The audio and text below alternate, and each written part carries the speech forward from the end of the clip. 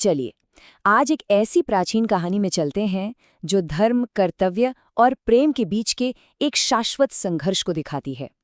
ये कहानी है एक ऐसे राजकुमार की जिसे अपना कर्तव्य निभाने के लिए एक बहुत ही भयानक फैसला लेना पड़ा। तो शुरू करते हैं। और कहानी की शुरुआत होती है एक बहुत बड़े सवाल से। एक ऐसा सवाल जिसने सूर्यवंश के महान राजा दशरथ को एक भयानक धर्म संकट में डाल दिया था। उनका एक वचन उनके बेटे की जान पर भारी पड़ रहा था। तो सीन है अयोध्या के राज दरबार का, जहां राजा दशरथ अपना ही वचन तोड़ने की कगार पर हैं। और ये कोई मामूली वचन नहीं था, इसके टूटने से पूरे सूर्यवंश का सम्मान मिट्टी में मिल सकता था।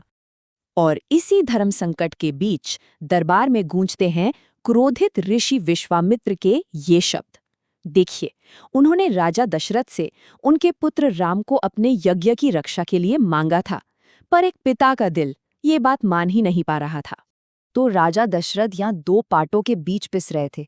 एक तरफ था एक ऋषि को दिया गया पवित्र वचन, और दूसरी तरफ अपने किशोर बेटे राम के लिए एक पिता का डर। वो बस यही सोच रहे थे कि उनका कोमल सा बालक राक्षसों से भरे जंगल में आखिर जिंदा कैसे रहेगा। जब राजा का मन इतना बेचैन था, तब राजगुरु वशिष्ठ ने उन्हें समझाया। उन्होंने कहा कि राम कोई साधारण बालक नहीं है, और विश्वामित्र जैसे महाज्ञानी के साथ रहकर वो कमजोर नहीं बल्कि और भी ज्यादा शक्तिशाली बनेंगे।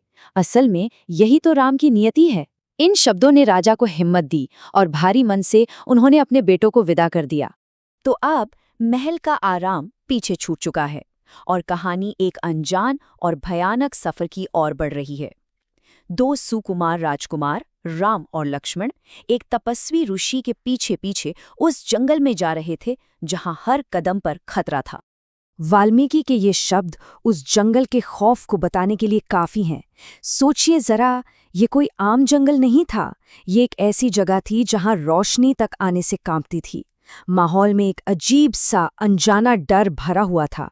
जंगल के इस अजीब से रहस्य को महसूस करते हुए राम ने ऋषि से ये सवाल पूछा। और यही सवाल हमें कहानी के अगले और सबसे जरूरी हिस्से की तरफ ले जाता है। इस जंगल पर आखिर राज करने वाली वो काली शक्ति है कौन? तब विश्वामित्र ने बताया कि ये जगहें कभी बहुत खुशहाल राज्य हुआ करती थीं, पर अब यहाँ ताड़का का राज है, एक ऐसी राक्षसी जिसके पास हजारों हाथियों जितनी ताकत है, और जिसने इस खूबसूरत जगह को एक शमशान बनाकर रख दिया है।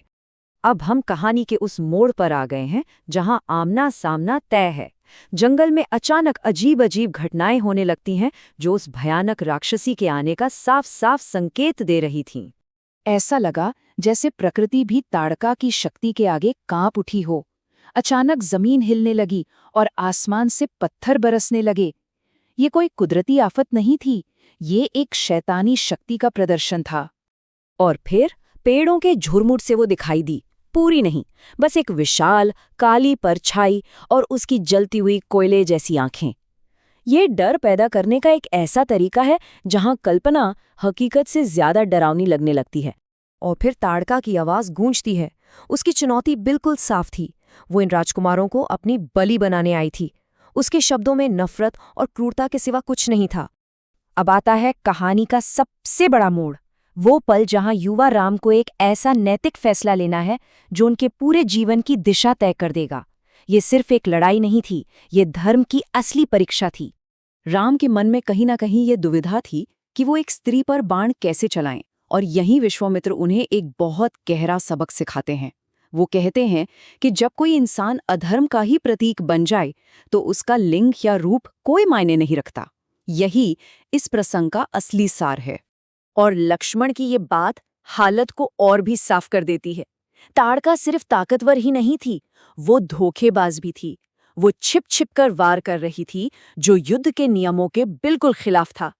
इस बात ने राम के संकल्प को और भी मजबूत कर दिया। और राम के ये शब्द इस पूरे प्रसंग का निचोड़ हैं। वो समझ गए थे कि ऐसी हालत में करुणा दिखाना धर्म नहीं बल्कि अधर्म को और बढ़ावा देना होगा। ये उनके एक राजकुमार से मर्यादा पुरुषोत्तम बनने के सफर का पहला सबसे अहम कदम था। तो अब हम लड़ाई के आखिरी दौर में हैं। एक ऐसा बाण जो सिर्फ ताड़का का अंत नहीं करेगा, बल्कि आने वाले कई और बड़े संघर्षों की नींव भी रखेगा। वो निर्णायक पल आ ही गया। राम ने बाण चढ़ाया और धनुष की वो टंकार, उसकी आवाज ने पूरे जंगल को कंपा दिया। बस एक ही पल में बाण छूटा और ताड़का की आखिरी भयानक चीख के साथ उस जंगल का आतंक हमेशा के लिए खत्म हो गया। तो राम ने अपनी पहली बड़ी लड़ाई जीत ली थी। जंगल अब राक्षसों से आजाद था। पर ये अंत नहीं था। असल में ये तो एक बहुत बड़ी और लंबी लड़ाई की शुरुआत थी। इस एक जीत ने पाताल लोक तक हलचल मचा दी थी। ताड़का का वध करके राम ने उसके बेटों मारीच और सुबाहु को प्रतिशोध की आग में झोंक दिया है। तो अब सवाल ये उठता है कि ताड़का के जाने के बाद परछाइयों में कौन सी बड़ी और मायावी शक्तियां इन राजकुमारों का रास्ता रोकने का इंतजार कर रही हैं। ये कहानी हमें यहीं छोड़ जाती है, आगे के कई रहस्यों के साथ।